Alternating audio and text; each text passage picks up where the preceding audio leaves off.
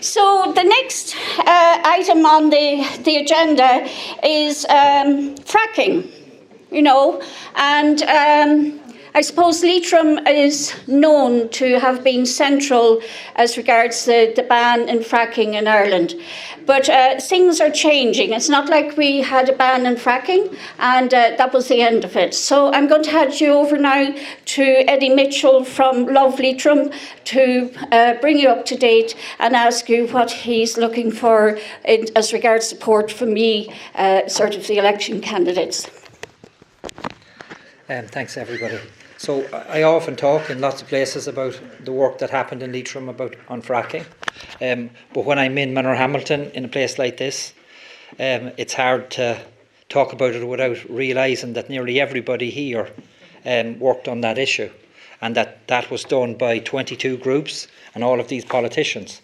Like every single person, and Frank and Tony McLaughlin and Eamon and Martin Kenny, and if I start naming people, I start leaving people out. Like the amount of work that was done over a 6-year period on that issue. Like Martin, you talked about consensus. Like that was an issue where everybody in Leitrim worked together for the interest of Leitrim, and like that was a massive achievement for a small community in a small part of Ireland. Like when Tony McLaughlin and Michael Correevy were in Dublin, and Eamon, you were there too, and it was Michael. Yeah, you eventually replaced Michael Correevy, but and Michael Correevy told me this story. Like he spent 2 years in Dublin just talking to people, explaining to people in the Dáil what fracking was. Like the national media had no interest in it. It was something that we fought and won here locally, and then we managed to bring it to the national stage and win consensus for a ban on fracking. But like typical Leitrim people, we understood the risk. The people from Rossport explained to us that while the gas is under the ground, that threat's always going to be there. We have to win. We have to stop fracking every day. They only have to get in once. And that's important that we remember that. So we continued, and we went to after fracking was stopped here in 2017, we went down and we talked to the people in the Shannon Estuary, and we said, actually, there's a new threat now. Ye thought that ye had stopped LNG at the time. There was a huge issue around the Shannon Estuary about safety around LNG, and we started working with Johnny McGilligan down there from Safety Before LNG, and we explained that now the risk was from frack gas imports. And so frack gas imports affects us in two ways. So the people that helped to protect us, that personal testimony that awoke us to that issue, came from those American communities that were being affected by fracking. And then what was happening was that they were now going to suffer more because we had rejected fracking, and they were going to now have to provide that gas for us. So there was a campaign. That campaign continued, and it became a national campaign. It became a campaign for Extinction Rebellion, for Fridays for Future. The young people of Ireland understood the danger of fracking and from a climate perspective. And we eventually, I'm going to tell the short story, we eventually got Eamon Ryan to agree that he would bring a ban on frack gas imports. So Eamon Ryan agreed before that last government was formed, and Fianna Fáil and Fine Gael that formed that government agreed with it as well, that they would implement policies to keep frack gas imports out of Ireland. Okay, so that happened.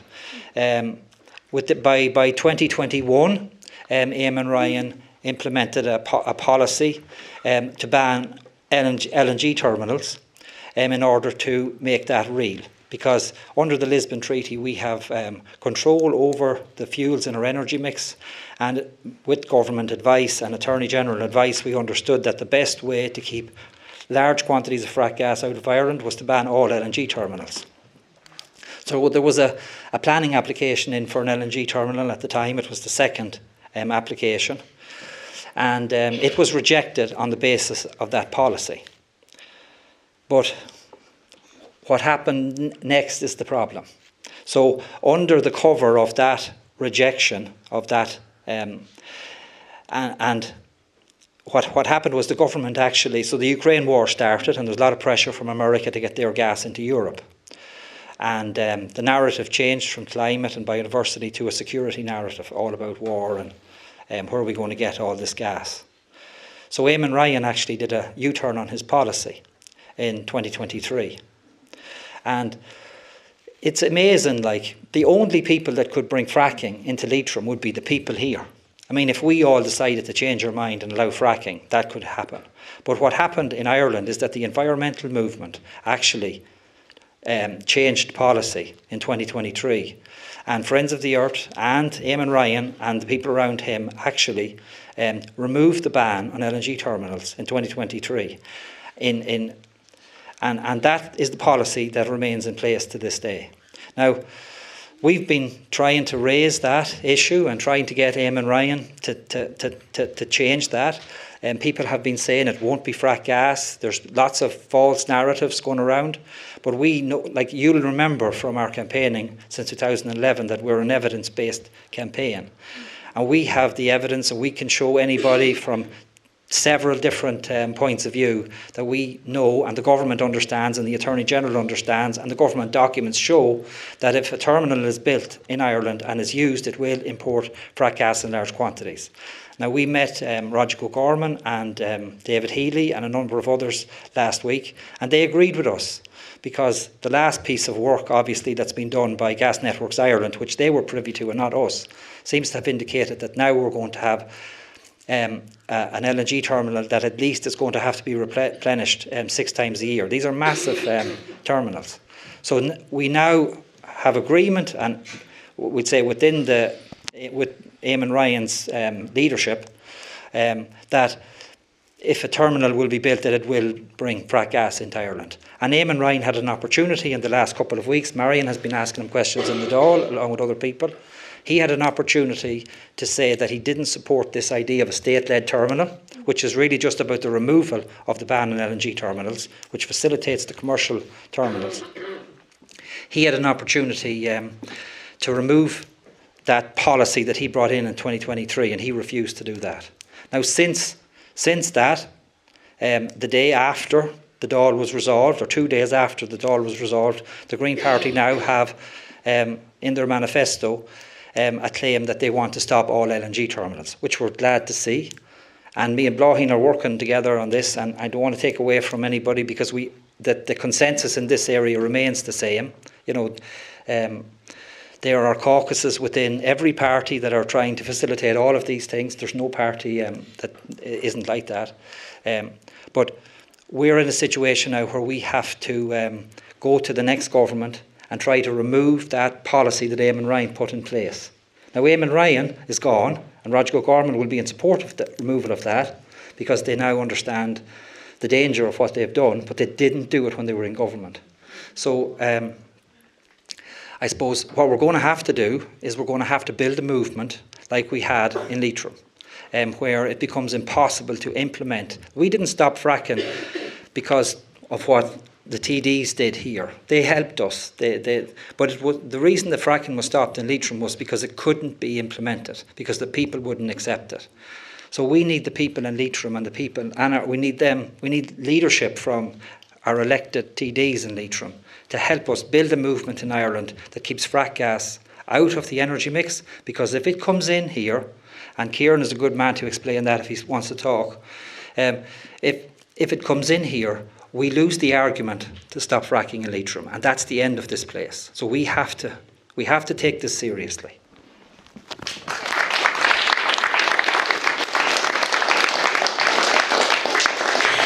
Thank you, Eddie. A very serious situation on our doorstep, you know, sort of, because we're on the Lough Allen Basin. Now, Eddie noted that nearly everyone in this room were involved in the campaign originally. So I'm actually going to open this to the floor first, if that's okay with you.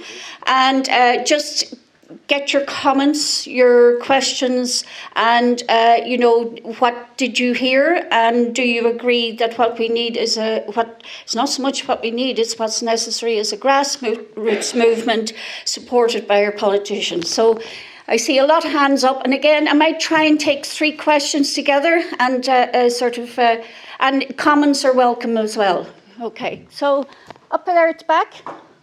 I'd like to ask Eddie and James what fish and shellfish will be affected by this move downstream. What are the rare species that will be could face extinction under this proposal? Okay, thank you. Okay, other hands? Yes, sorry. Well done, Eddie. You explained that extremely well. Now, mine is a point of information. Currently, our gas, which has 30% of energy use by our power stations, it's coming in via Bord Gáis Energy, which I assumed up until some time ago was an Irish company. Of course, it's subsidiary British gas. But even that aside, the gas is coming in from Scotland into Ireland.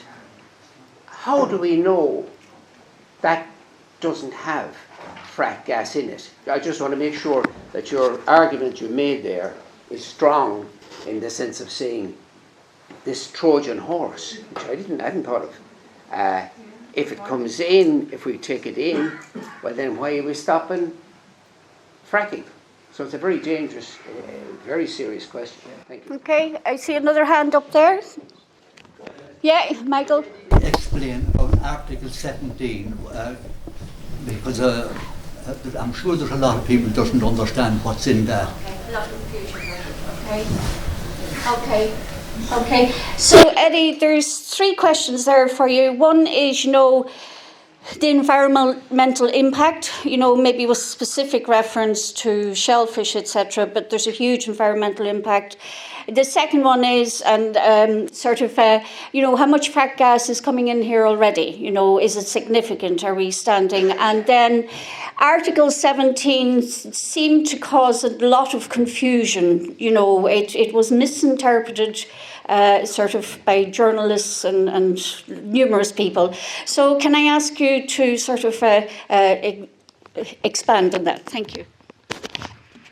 Okay, so the first question about, say, biodiversity in the Shannon Estuary. So, going back to Safety Before LNG and the original campaign on safety, they were people living along the estuary, and they were concerned about the impact on the estuary and the impact on people through safety.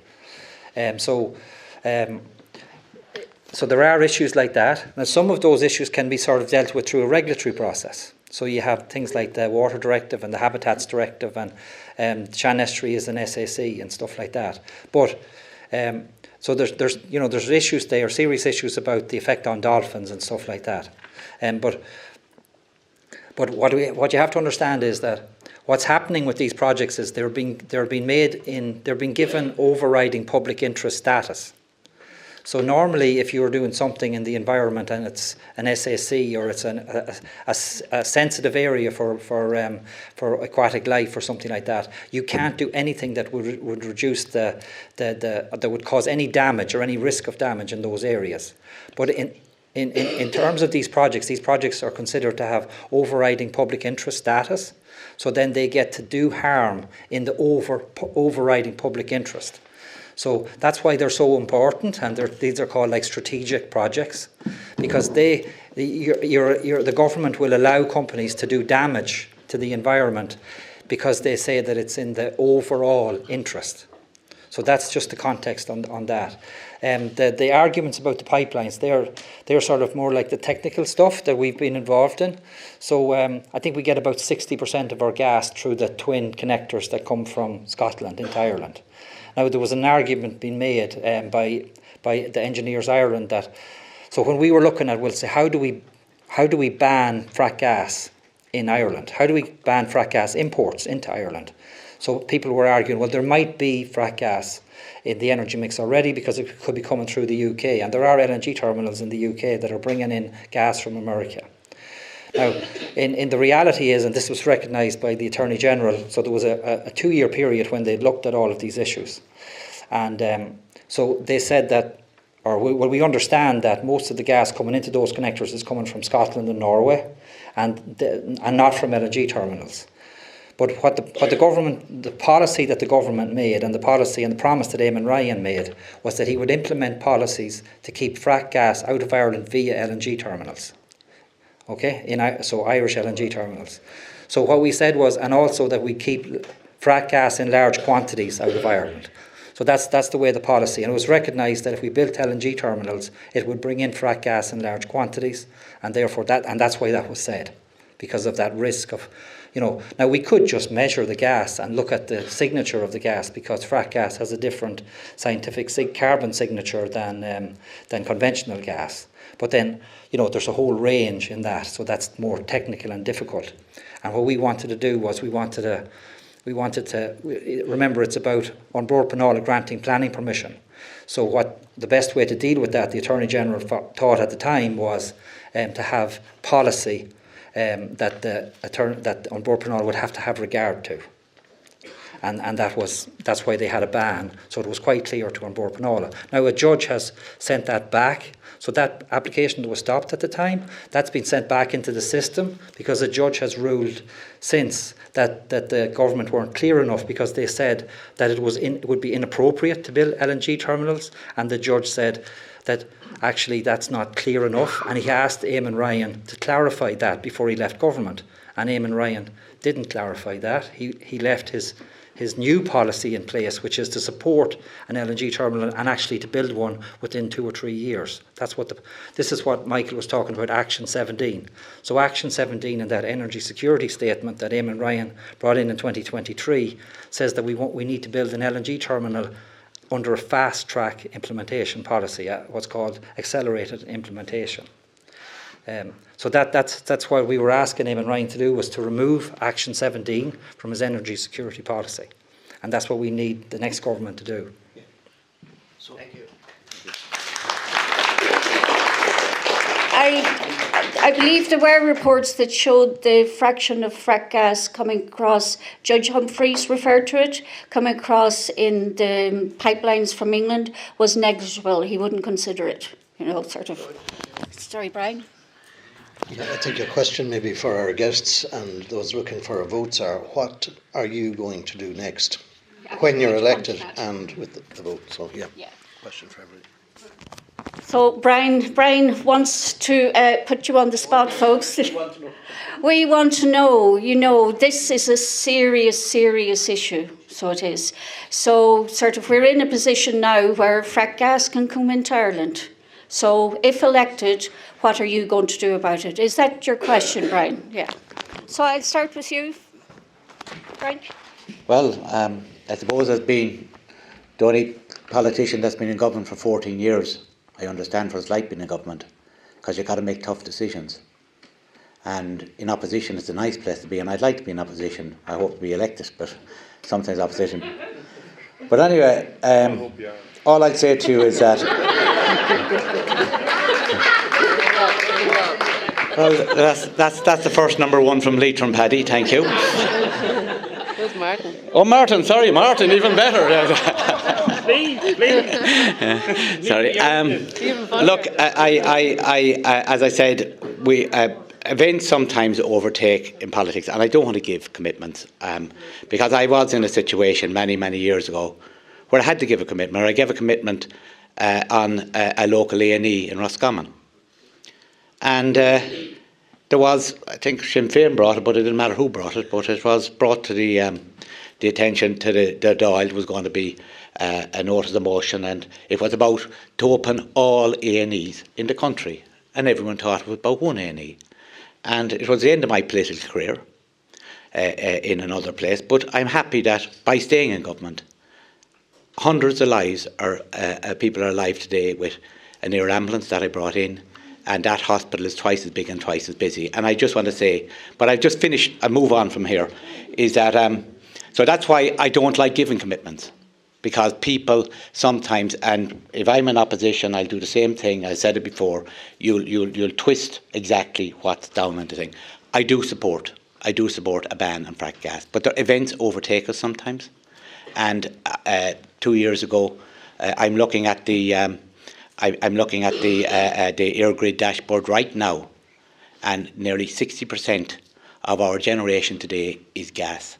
If it's fracked gas or whatever, but it's gas. And 2 years ago, when electricity was, or energy was so high, I'm going to finish off, I was praying that we'd have mild winters and wind. And thankfully we had it 2 years ago. So I'm just saying that there are issues. It's never black and white, but I do support you. Thank you. Thank you. Yeah. Thank you very much. And what I would say is the Green Party are completely against LNG and fracked gas, and we did support and fight and work with you, Eddie, right through, and Co.Leitrim and all the other groups with that. The Minister is in a situation where legally, after our conversation today, I talked, legally he could not refuse Action 17. It was not a legal thing he could do when he was going through, putting that through. But even besides that, we have to look at I would hate to see LNG, and I don't think it will happen, because it seems to be an awful waste of money putting something into that when we are fighting for the transition to renewables. But in a situation where there is a possibility with the Ukraine war and everything else, what would we do in 2 years or 3 years if there was no gas coming into Ireland? And that was the situation, the question he was being asked. What do you do? All very well saying what you want to do, but you have to think of the rest of the country. So I would say, if I get elected and I get into government, you can be absolutely sure I will be fighting to make sure that it's the transition to renewables that happens. We do not waste money in supporting in any way an LNG terminal, even if it is for emergency storage. There has to be other ways around it, and I would suggest that the importation, if an emergency terminal is brought in, then, and whether I'm governor or not, I would ask everyone who's elected to make sure that the government insists that any gas that is going to the emergency terminal comes from a source that we know is not fracked gas. Because yes, you're right, Eddie, and after our conversation I realised that is the risk. If we had a private-public partnership, the risk is that it will be gas coming from America. So we have to do everything to make sure that whatever gas we're going to use in this country, that we make sure it's not from the USA market. Thank you. Well, just at the beginning, I don't know how Frankie could mistake me for Martin Kenny. We're two very, very, very different people. But anyway, I would support the ban on fracked gas, because after the strenuous efforts that was made in this county and country to not allow it, I think it'd be a bit hypocritical to accept it under another guise. Thank you. Thanks, Mary. I would fully commit to supporting the full ban on fracked gas as well, and the LNG terminal. And I can see, Eddie, what you mean, that we are on a, I suppose, and I know from Rossport, because I've worked down there, that in Inver, that, you know, that there are huge lobbyists. You know, the lobbyists that are coming in about the big oil companies and the big gas companies will put loads of pressure on communities. And you know, and it's like I've listened to you before, Eddie, saying that it's slow burn and it's, you know, it's constant, and eventually, you know, putting services into communities and dividing communities, you know. And so I think it is really important that, you know, that we don't. I can understand in one way about the energy security statement, but, you know, we can't live our lives thinking about that's going to be an impending disaster. Like, we have to put the money, and the Labour Party have committed to fully moving, completely transitioning to offshore wind and to solar. So that's where the investment needs to go. Not, like you said, Brian, not wasting the money on an LNG terminal. And I know there is, like, I know my own colleagues down, we'll say in Kerry, there's a lot of pressure, particularly from the Healy Rays down there, and some Fianna Fáil down there as well, about pushing it, saying, oh, job creation, when, you know, the Shannon Estuary should be developed for services there, you know, put services itself into the Shannon Estuary. So I think, you know, it's really important that we, you know, make sure that the community stays strong, and the campaign the Jeeve built is a testament to that you're bringing everyone with you, you know. Your question was, Brian, what are you going to do about it? Oh, sorry. Yeah. Okay. Just, it got a little bit diluted, so just what... I think going back to the point that Eddie made earlier on about building consensus is one of the first things we need to do. We need to try to build consensus across all political platforms and among everybody, all representatives, all parties, everywhere, among communities, among everyone else, to see the folly of bringing fracked gas from America, from any other country into Ireland at a time when we've banned fracking in Ireland because of its environmental consequences. Those environmental consequences in Ireland are global, so they're global wherever else they happen. So therefore we have to have, it doesn't make logic to do so. So clearly we need to be banning fracked gas coming into this country, full stop. And we need to find a way of doing that.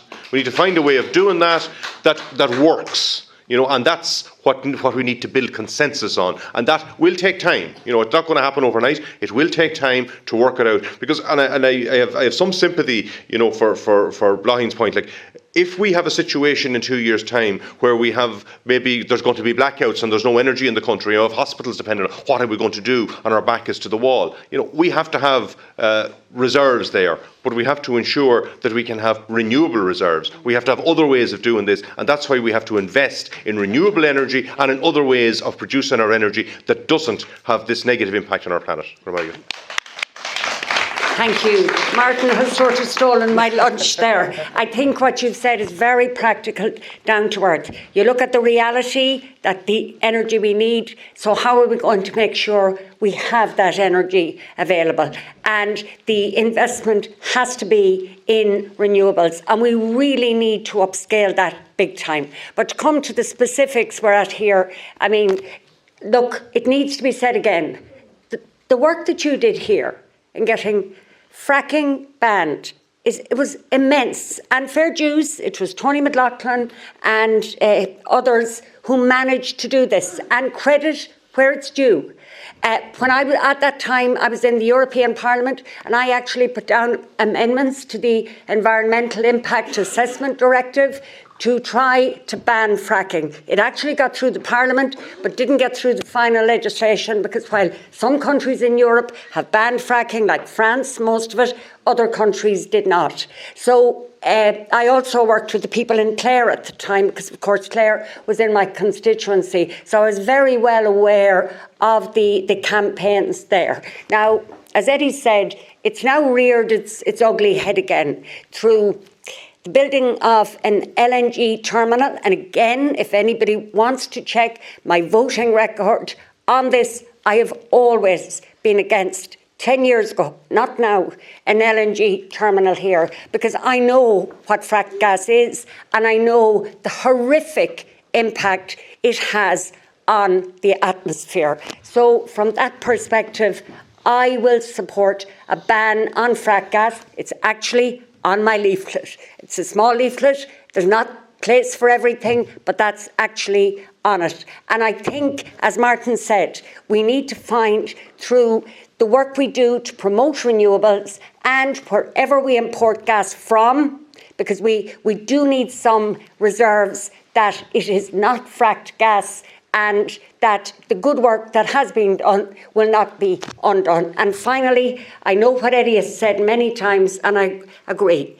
If we import fracked gas, the argument can then be made, hold on, why are we spending all this money importing fracked gas when we have it here and we can mine it ourselves? So that's a really important point and can't be lost in this debate. Thank you.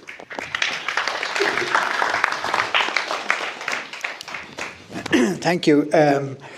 Look, there's big pressure on, there's no doubt about it, for an energy terminal in Shannon. There's no question about that. And there's arguments for and arguments against.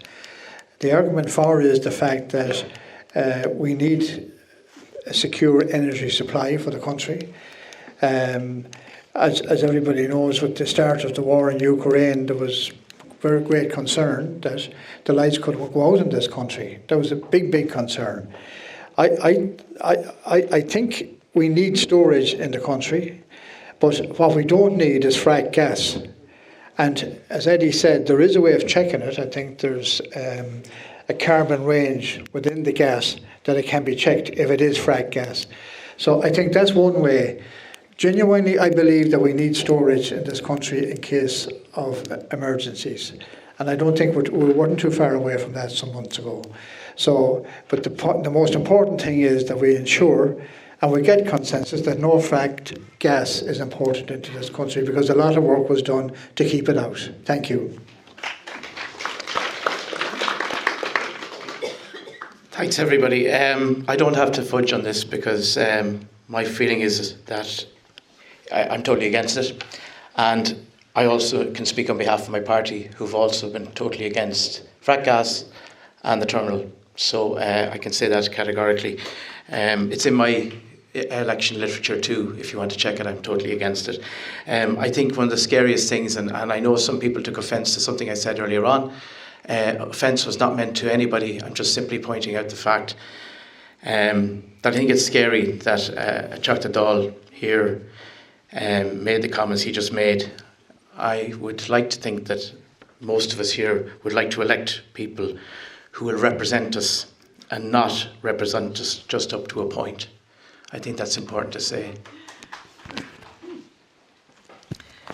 Thank you. Yes, I think energy security is absolutely one of the most important things that we should be working on. And I think that we, whoever is elected to government, we need to fast track the delivery of renewable energies. And I think that should be number one, or one of the very top priorities for anybody who is elected here, in order to make sure that we're not dependent on fracked gas or LNG terminals. But I do think that with cross-party support, I think it's important that whoever does get elected again to start working as quickly as possible on establishing the cross-party support so that there isn't a divide and conquer when it does come into the Dáil and legislation has been voted on. I think that the work needs to be done on the ground before that to ensure that when it does come in, that everybody is singing off the same hymn sheet.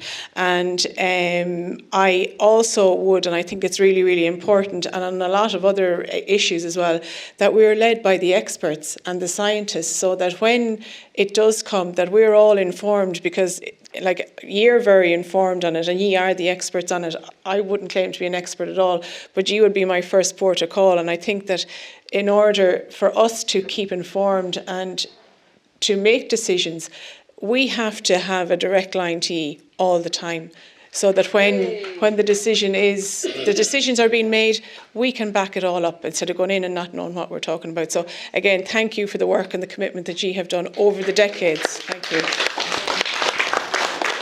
Thank you. I'll go back to you in a minute. Brian, a lot of good points made, but I'm not quite sure your question was answered. So I'm just going to throw it to the audience first to see if they can push the people seeking election a little deeper. We have a man in a red hat that said drill, drill, drill, and he's out to sell, sell, sell. And, this worry about capacity and energy security has a lot of red herrings in it. And the investment is very slow, and the change to move, community-owned energy facilities is the way to go. It is not ever happened in Ireland. With the recent development in biogas, that's held tightly for large commercial corporate entities, not for ordinary farmers who can get in to provide energy in their local communities. The same with the bioenergy from wind. None of it in Ireland. Well, there is one, I think, example of community-owned. So there's a vast area there where people do answer that question when they're given the opportunity to do so. So I think there are other ways to do this without building storage and without having to do that. People will supply their own energy if they're given the right conditions to do so, as communities and as and if they're paid. Now, I say the answers were very good, but a bit on the surface. So I can see there's a lot of hands up. So I'm going to start with one closest to me, and then I'll move back. So, sort of. Yeah, hi, my name is Owen. I'm from The Observer. I had a question for Bláithín Gallagher. So Eddie has outlined here and outlined in many other places a sense that the Green Party... Sorry. Thank you. My question is for Bláithín Gallagher. Eddie has outlined a sense here that some people have that the Green Party, who have kind of let this LNG terminal come and let this fear the frack gas might come into the country happen under their watch, despite their commitments running for election in 2020, that they wouldn't let that happen. So my question is to you, as a Green candidate, why should people vote for a Green party this time around?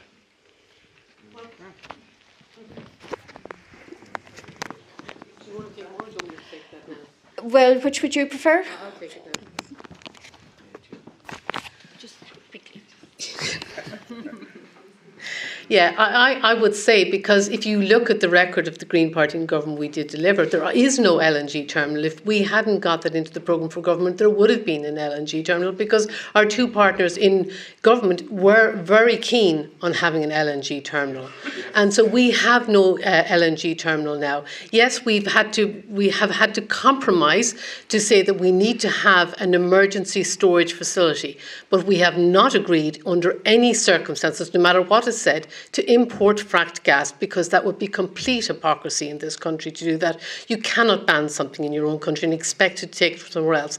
So the decision that was made about the emergency storage facility, which would be state-owned, is done in the interest of keeping the lights on for those people who are completely dependent on gas and not dependent on other fuels. So the Green Party is the party that has moved the transition to renewables. We are the ones who have moved the offshore land, the offshore wind turbines. We're the ones who've moved on the biomethane. We're the ones who've moved on all of the other issues to move the transition to renewables.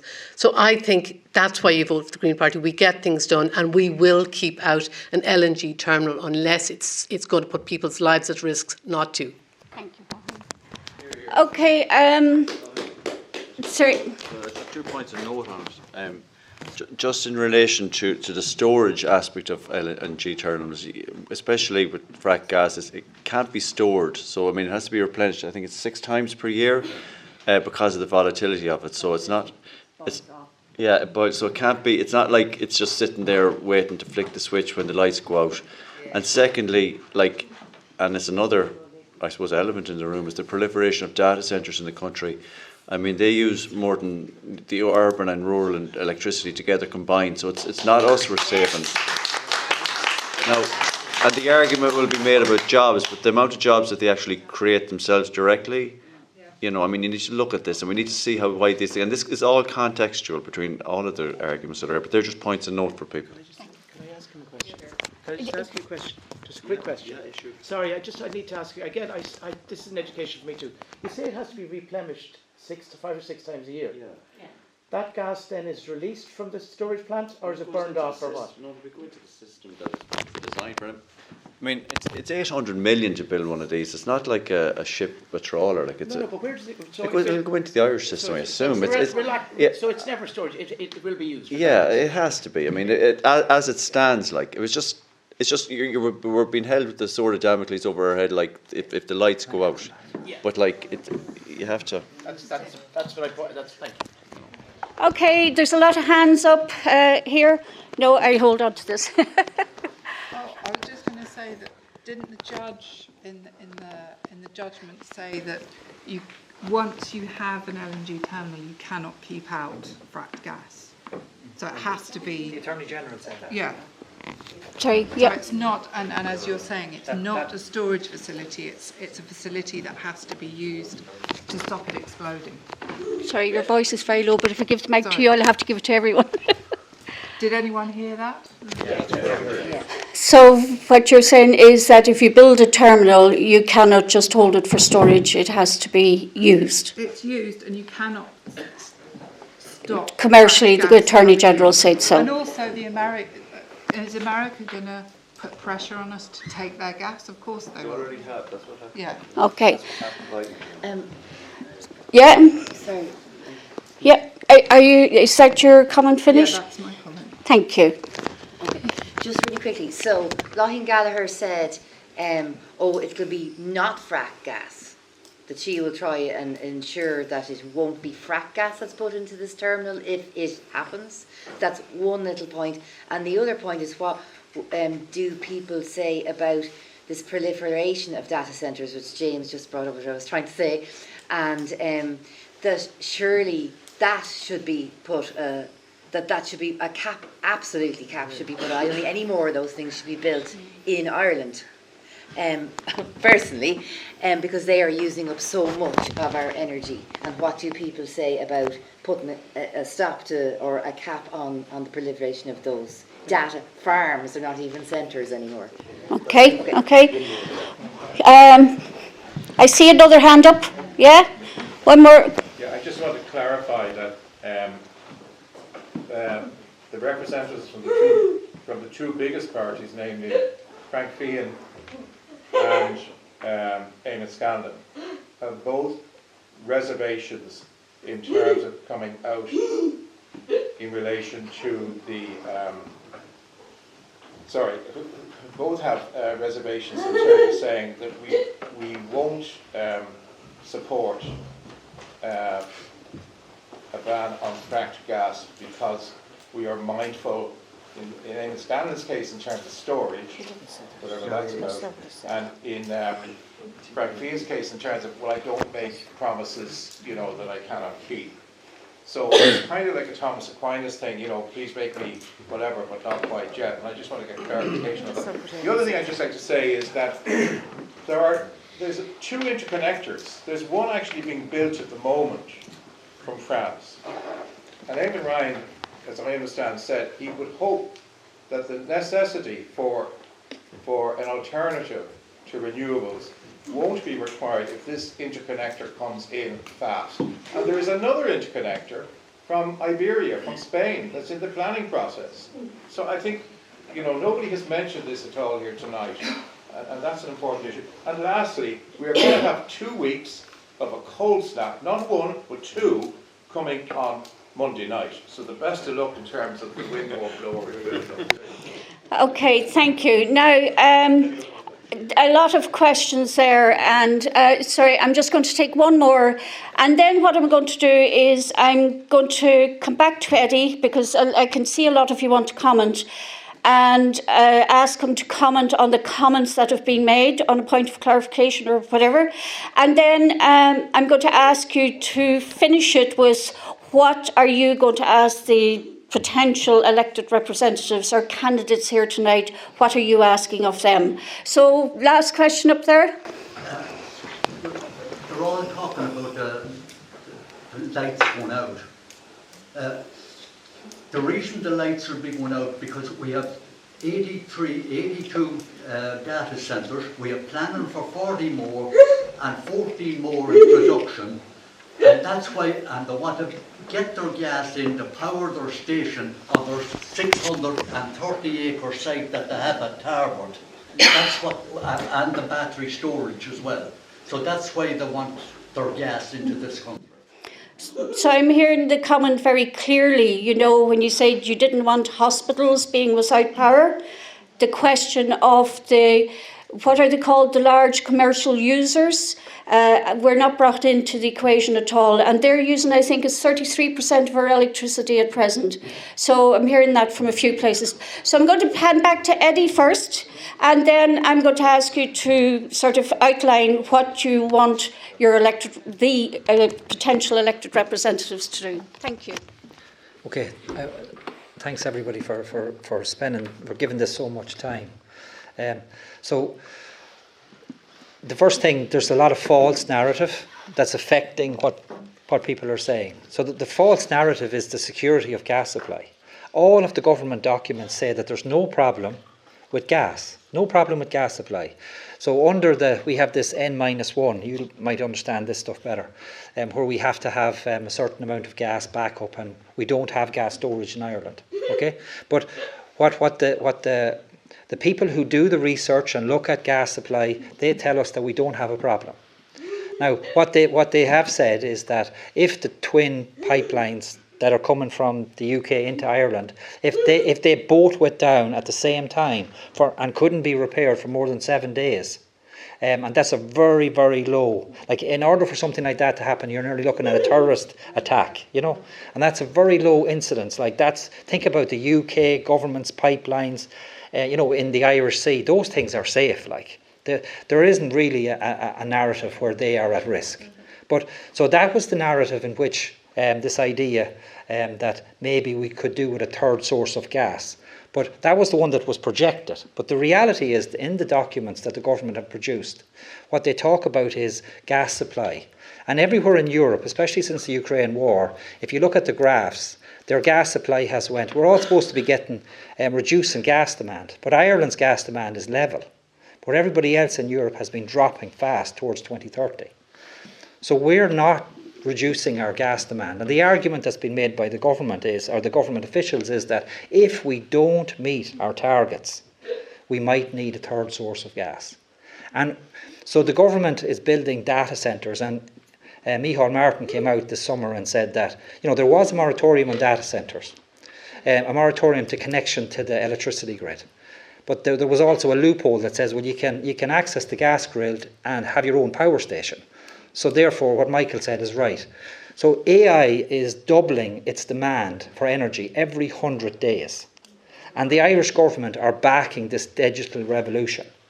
And they're looking at the renewable energy off the west coast of Ireland, and they want to feed all of this data and feed all of this American investment. And you understand, and we all understand, Frank, the amount of money that's coming into Ireland from all of this American investment and this type of particular data centres. So the Americans are demanding, like initially they demanded a low tax rate, but now they're demanding access to our energy grid.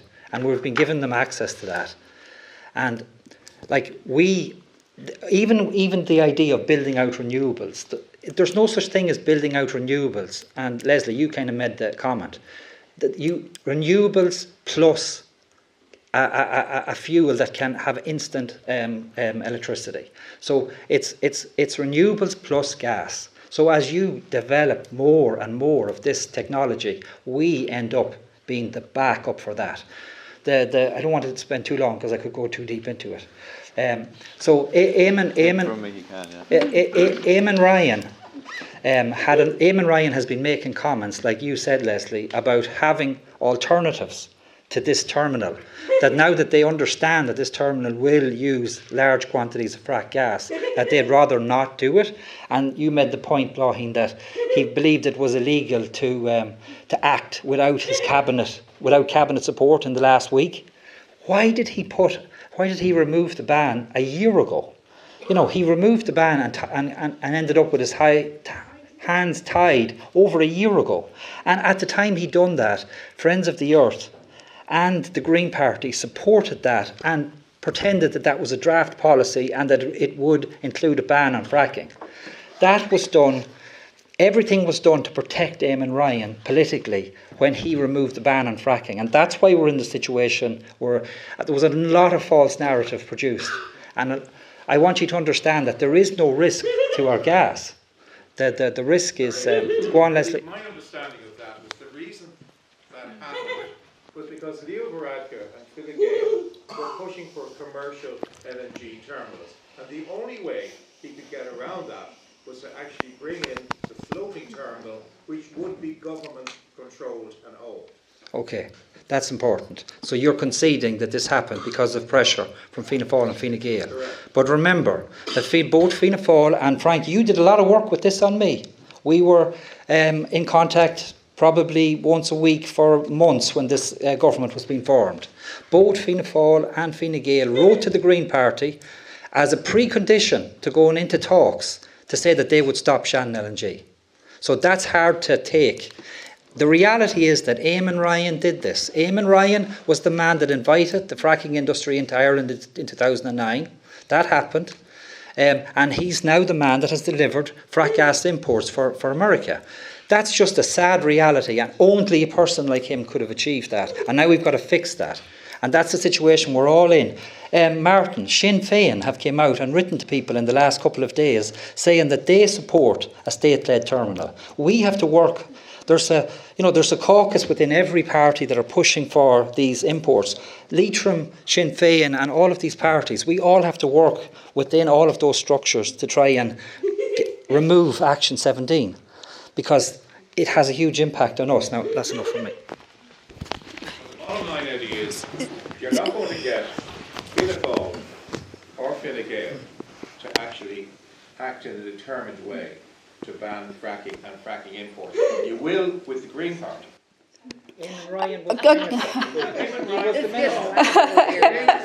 Sorry. Okay.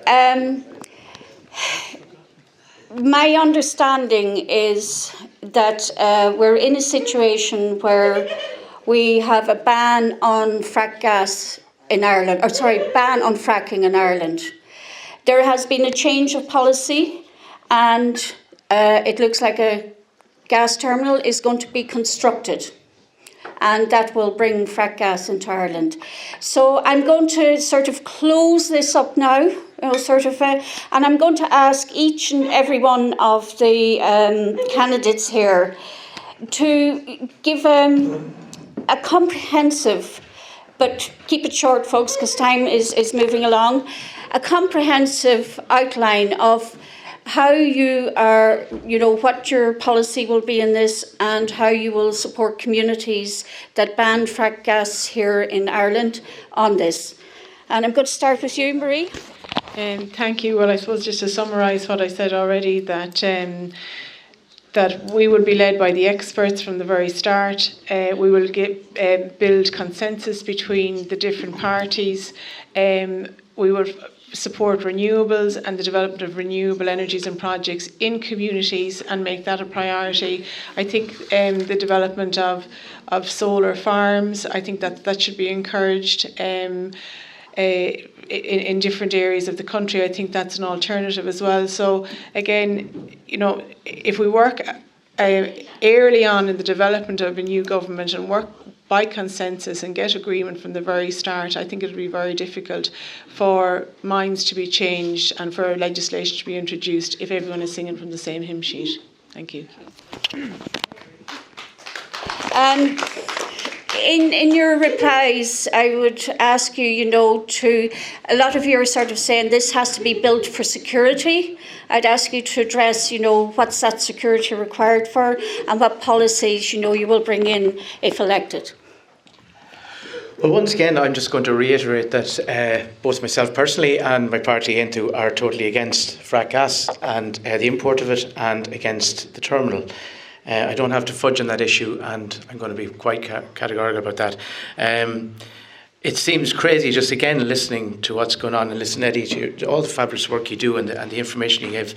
It seems, such a strange contradiction, or not a contradiction, that the proliferation of databases storage across our country is becoming more and more apparent, under, as you say, a lot of pressure from the American digital companies.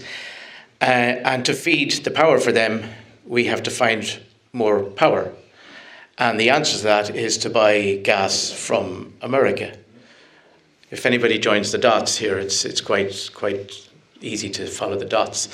I just wish we had people representing us that were people of integrity and would actually stand by their statements. Totally against it, and will stand with you all the way. Thank you. Look, just to put my position clear, I genuinely have concerns about storage in this country at the moment. Now, if it can be sorted that we have storage in the country without having an LNG terminal in Shannon, no problem. I'd support that all the way. I think everybody knows my position on frack gas. I took the motion in the Dáil, as I said, on behalf of Fianna Fáil, the evening it was discussed, and when we got the ban on frack gas in Ireland. And I still stand over that. And genuinely, I do not want to see frack gas, because I have seen the damage through Eddie and his group that was done in the countries where gas was being fracked, and the damage that was done to the environment in those places. You couldn't allow that to happen. But I have, and look, it's easy to come in here tonight and promise sun, moon and stars. I want to be honest with the people here tonight. I have concerns about storage. If it can be dealt with without a terminal in Shannon, that's the line I'd be taking, and that's what I'd be supporting. Thank you.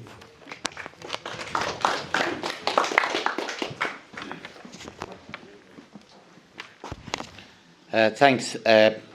I'll probably surprise you, Leslie. We drew up a programme of government between Fianna Fáil, Fine Gael and the Green Party. And in fairness, I have to say the Green Party have done an awful lot of good in this country, you know, and they have gone in with the best possible interest. But sometimes events happen, and I think sometimes the Green Party has been caught there, and I can understand that. But the one thing I've always done in government is, I told Micheál Martin, I told Eamon Ryan, if I have a problem with them, they won't hear it up front, they'll hear it directly from me. And that's what you do in government. But sometimes programme of governance, and I would think if we get into government, I think in the programme of government, whatever parties are there and maybe independents, that we have to try to sit down for 2 weeks and try to get banning of fracked gas into the programme of government. But again, that's one thing I will try to do. And I can tell you, I think I said again, I repeat myself, Eddie, you can know the work that I did in 2010 before, and I've worked very, very closely and voted for fracking against fracking in North Leitrim. So thank you. So I will reiterate again what I said, is that I am totally opposed to having an LNG terminal unless it is an absolute proven that the lights are going out. And if they do have to have an LNG terminal, which I don't want, it would have to be sure that we source the gas elsewhere. And I think that's the only way we could do it, because if we import fracked gas, it is complete hypocrisy. But I just want to go back to the issue of data centres. And yes, data centres are an issue. But all of the data centres that are currently being built at the moment were all granted planning permission in the previous government. Under this government, only one data centre got planning, and the law is that you have to be carbon neutral in order. So it is causing real problems for planning, for data centres making plan, and that is a Green Party thing. So I know we have a lot of data centres, but they were not granted permission under the Green Party in government with these two. Thank you. Well, I did state it's 40 minutes ago, and no disrespect to the chair, you're doing your best to arrive at a consensus here. I thought we were there 40 minutes ago, and I genuinely don't mean that as a disrespect to the manner in which you've chaired. You did your very, very best, because there are very competing interests here, and there is a lot of information. Eddie has a wealth of information that some of us are only hearing some of it for the first time. We did hear a significant amount of it back in the day when we were trying to ban fracking and have fracking put into our, or rather have the ban on fracking put into our development plan. In regard to the question, to cut to the chase, I couldn't countenance where we would have fracked gas in any set of circumstances, be it from another territory or otherwise. Thank you. Thanks, Paddy. I just want to say that as a party, as a Labour Party, we are completely opposed to the erection of the LNG terminal.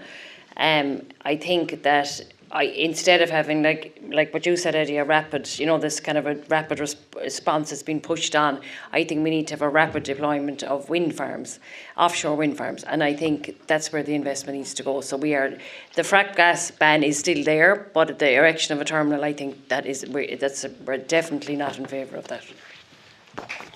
Thank you. Yeah, look, I think we have a consensus that everyone here is opposed to fracking and opposed to the importation of fracked gas. The issue about storage is an issue, and we need to be science-led, we need to be led by experts, we need to ensure that we have that in place.